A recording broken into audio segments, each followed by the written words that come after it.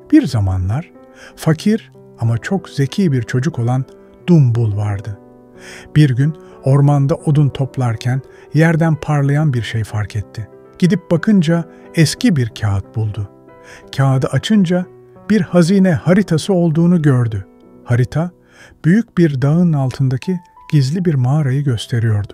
Kağıdın üstünde ise şöyle yazıyordu: "Bu hazineyi sadece cesur ve akıllı biri bulabilir." Dumbul haritayı alıp ertesi sabah yola koyulmaya karar verdi. Gece boyunca gözleri uyumadan haritayı inceledi. Sabah ise heyecanla yola çıktı.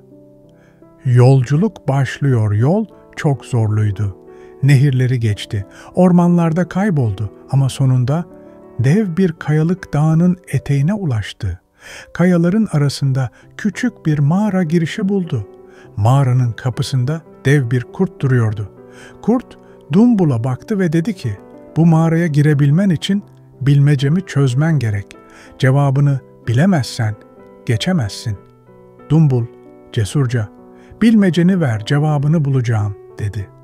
Kurt gülümsedi ve sordu, "Dünyada herkesin sahip olmak istediği ama kimseye verilmeyen, elinde tutamadığı hazine nedir?"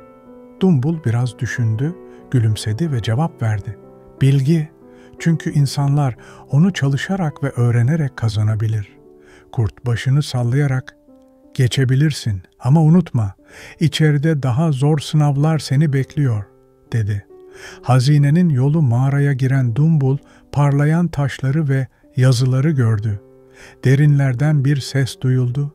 "Ey yolcu, eğer hazineyi istiyorsan 3 yolu geçmelisin." Dumbul 3 yol gördü. Birincisi karanlık ve soğuktu. İkincisi yılanlarla doluydu. Üçüncüsü ise ışıklı ve dar bir yoldu. Dumbul düşündü ve dedi, "Ben ışıklı yolu seçiyorum çünkü o yol umut ve bilgiyi gösteriyor." Işıklı yolda ilerlerken sonunda çok büyük bir altın sandık buldu. Sandığın üstünde şöyle yazıyordu: "En büyük hazine ne altın ne de gümüştür. Eğer bunu istiyorsan sandığı aç." Dumbul heyecanla sandığı açtı ve içinden altınlar, elmaslar ve eski kitaplar çıktı. Kitapların üstünde şöyle yazıyordu: "Bilgisiz servet rüzgarda savrulan bir yaprak gibidir. Gerçek hazine öğrenmek ve öğretmektir." Kitapları alıp köyüne döndü. O günden sonra köyde herkes okumayı öğrendi, daha akıllı oldular ve köy hızla gelişti. Dumbul onlara nasıl dünyayı değiştirebileceklerini gösterdi. Köy çok büyüdü ve Dumbul'un adı herkesin dilindeydi. O artık sadece bir çocuk değil, hikmetli savaşçı olarak tanınıyordu. Masalın sonu.